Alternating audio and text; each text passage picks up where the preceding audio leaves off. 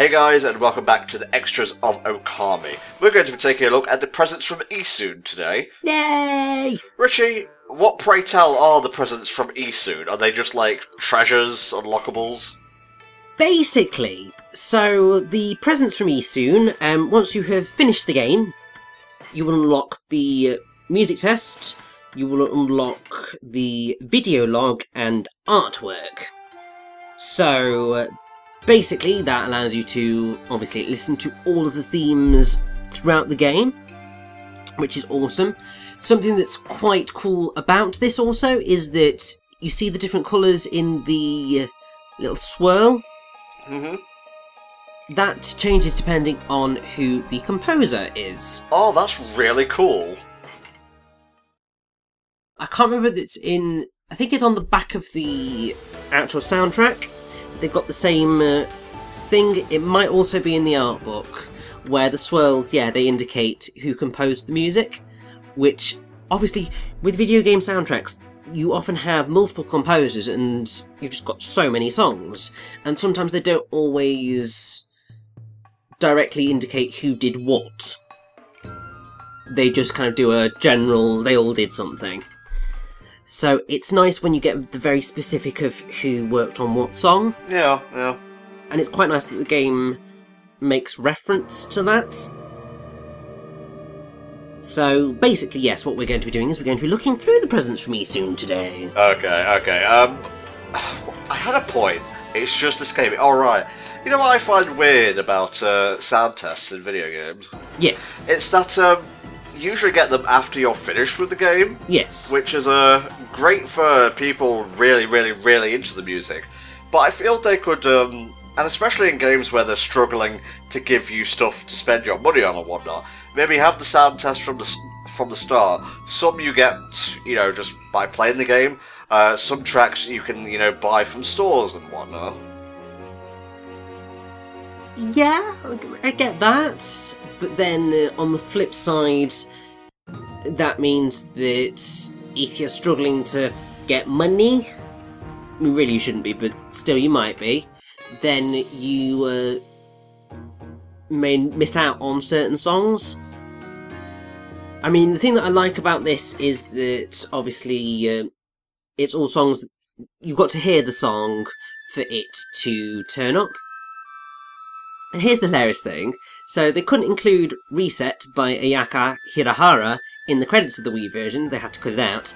Look, it's actually in the sound test. What?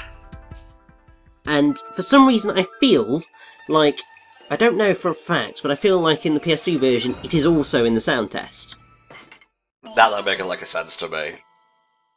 Yeah, no sense is made whatsoever, but there we go.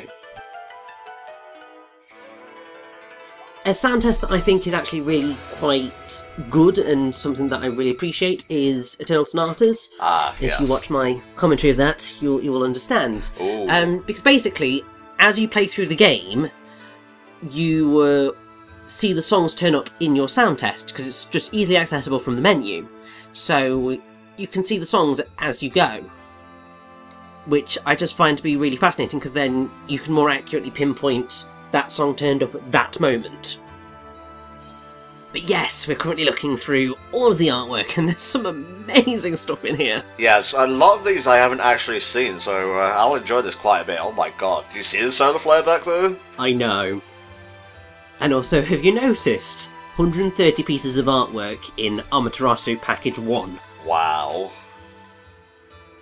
There's a lot of art in here, and actually, to be fair, the majority of this is in the art book, so you don't have to get the art book to see it all, but the art book obviously contextualises a lot of this, right, and gives you the information, so you see the different stages of Kushi's design, where they were figuring out how to do the comb in her hair and how that was going to work. And this is always stuff that I find fascinating. I mean, there you can see some of the phases of Sakuya, and there you go, there's stage 3 where she's completely in the nutty, but there's just a little bit of smoke. But obviously that got poo-pooed. Oh, Japan. Oh, Japan. You have the Okami art book, don't you? Yes, I do, and it's beautiful. Would you recommend it? Is it still available for purchase, actually? I bloody hope so. Yes, I will definitely recommend it because it's gorgeous and there's so much stuff in there. I mean, like, I'm pretty sure at the back of it there is the music to the sunrises, so you could play it if you wanted to. Oh, like the sheet notes and whatnot. And there's also there's an 8-bit artwork of Shinshu Field with loads of characters in it. There's bits of promotional art. There's all the comments from the artists. There's 2 statements, one from Hideki Kamiya and one from, I think it's Inaba-san, but I can't quite remember. Now, this is interesting. The Canine Warriors were originally going to be just like humans. Yes, they were originally going to be human characters. I think they could transform into dogs, I'm not sure. But yes, because ultimately the original Canine Warriors were humans in their original story, but they decided to transform them into dogs, because it was just easier to do, because then they just had to copy the model for Army over and just slightly edit it a bit. Whereas if they'd done human models, they would have had to do brand new models for each, and that would have been really complicated. I mean, they would have tied into the Oina at least a little bit. Yes. You know, the skin changes and whatnot. But I can understand why they went with what they went with in the end. Gotta say, man, this is all beautiful stuff. Like, I'm not actually bored at all during this. I know, like, the artwork for Okami is freaking outstanding. I mean, also with Bayonetta, the artwork for that game is amazing. That's why I got the art book for that one as well. And that's also a really, really damn good art book, because also it comes with a DVD, which has also got like anecdotes from the creation of the game. Ooh. And includes the beautiful, beautiful story of when Hideki Kamiya took on, I don't know whether it was the heads of Platinum Games or the heads of Sega, to say, Bayonetta's wearing glasses, end of story. Because they were just like, yeah, we'd prefer it if she didn't have it, because we're not really sure that it's a vibe that people will go for. And he was just like, yeah, no, the glasses are staying. Man, they do not know some of the kinks we Westerners have then, clearly. Indeed. But that's a beautiful story. And then, pretty much just to miff them all off, he then asks the artists to insert a pair of glasses into every single main character's design somewhere. And then, I love that. obviously, they were all signed off. And then Inaba-san just looked and suddenly everyone had glasses. And he was just like, wait, what happened? Kamiya happened, motherfucker. I mean, obviously there's that famous story of when they did focus testing for Beautiful Joe, and the kids that they got to focus test it were just sort of shitting on the game, because it's too hard. It's too hard. Oh, I don't like the art design, it's too kiddie, and so Hideki Kamiya was just like, well, you're clearly not having a reasonable opinion here, so sod you, I'm going to make the game harder! Ha ha! That's the kind of pettiness I want to aspire to, honestly. I know, it's just too perfect.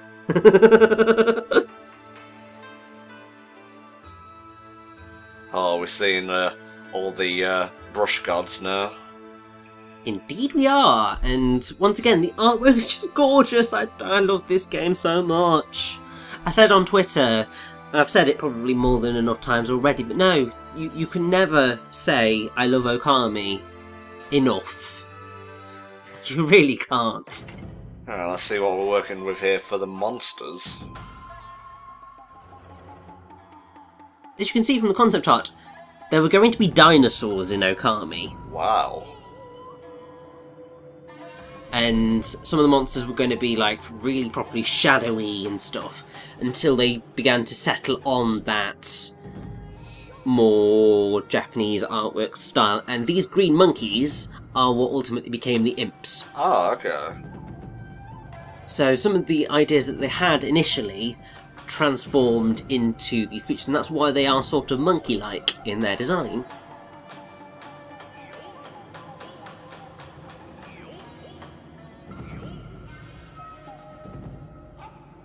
Just enjoying the view. Sorry, nothing to say at this point. When something I want to comment on pops up, I will comment on it. Did you see that 5-headed dragon? That's one of the unfortunately cancelled enemy designs. Aww. So they had the idea of it, and I think we're going to go ahead with it, but I think it proved slightly too difficult to shove in. There were just too many enemies and too many things in the game for them to be able to put that one in. So they decided to cut it. Maybe they thought it would clash with Orochi as well, because, you know, he's a 5+ headed dragon. Yeah, I think that probably was also part of it. I have the feeling that originally they were going to turn up around Orochi, but I could be wrong on that point, because, as I said, a long time since I read the art book.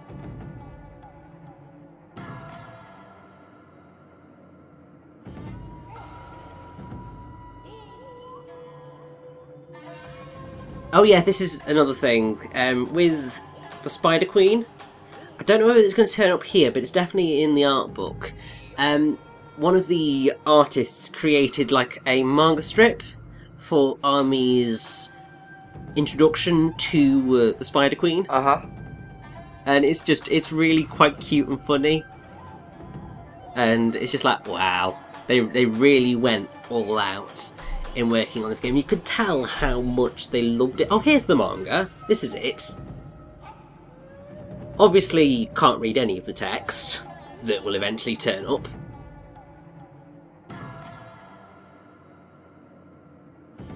It's just cool that they went that extra mile on it. Yeah, I can't read any of this. Sorry, JoJo hasn't prepared me for this. You lied to me, anime, you lied! I'm pretty sure that in the art book they do translate all of this. Well, you'd hope, wouldn't you?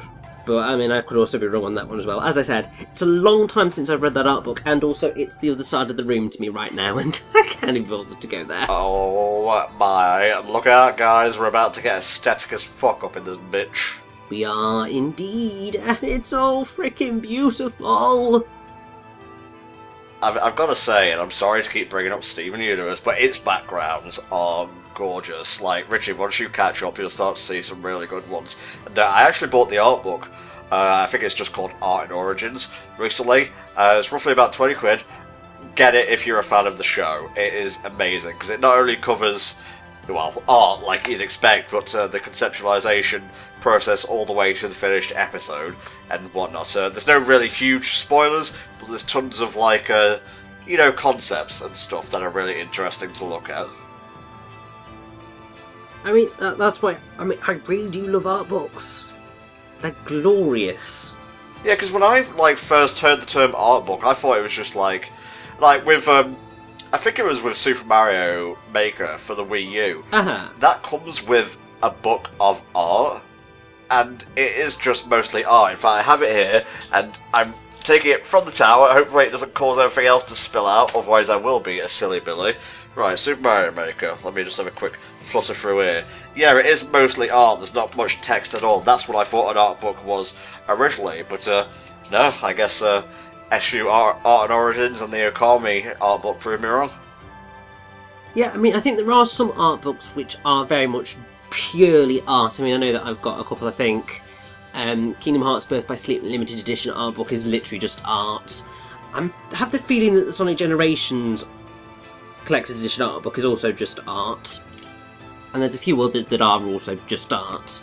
But when you get into, like, the main professionally produced, outside of the company that did the game, art books, you do get a lot of information. I mean, I've got an art book for Tales of Symphonia, which I love, apart from the fact that it's all in Japanese and therefore I can't understand a word of it. Oh, you're looking at the pretty pictures, who cares? Yeah, and then also I got the Art of Kingdom Hearts, which is beautiful, apart from the fact that I made a slight boob when I was ordering it, because I didn't realise that the version that was on Amazon that they were selling was the French version of the book. They'd run out of the English version. So I'd asked my sister to get it me for Christmas or what have you, and she got it me, and then I got it and I was just like, Why's this got French in it? You tit. But it's fine, because the artwork is still glorious. Well, you know, say what you will about Nomura, who, by the way, has admitted that he doubles down on giving characters belts and zippers because of the, you know, way people bring it up so much, which I find hilarious. And honestly, I cut him a lot more slack nowadays because of it. But anyway, say what you will about Nomura and his, you know, quirks. He's a damn good artist. Oh, hell yes. I mean, there's the fact that you wouldn't have so much of Square's output, really, if it weren't for Nomura, because he's behind some of the most iconic designs of the last few decades for the company.